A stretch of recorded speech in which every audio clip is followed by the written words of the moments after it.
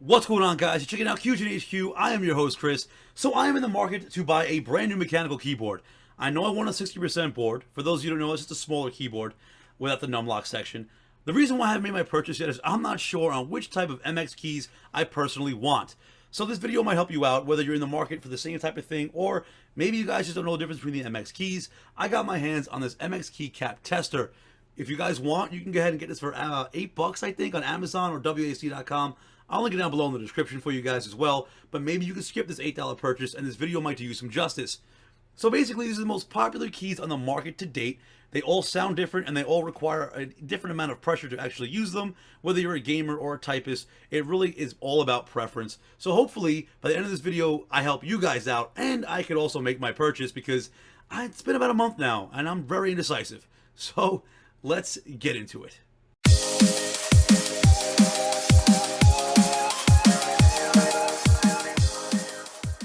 So here you have your most popular Cherry MX switches. Now whether you're a gamer or a typist or just both, it really all comes down to preference. There's not one key that's better than the other. Some people honestly have a heavier hand and some people have lighter hands. It really depends on what you're more comfortable with, not only feeling but also hearing.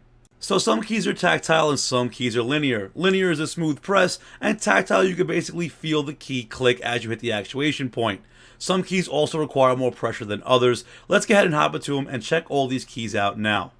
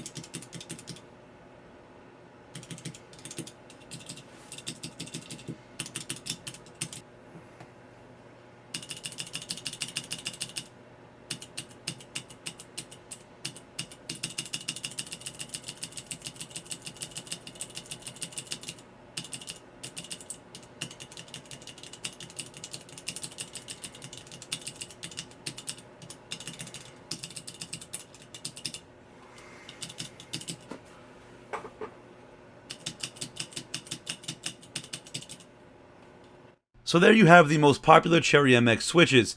These also come with little O-rings that can reduce the sound and feel of certain keys, but in my opinion, it's really not needed. So I personally have the Razer Black Widow Ultimate, which came stock with MX Blue switches. Let's go ahead and give that a listen.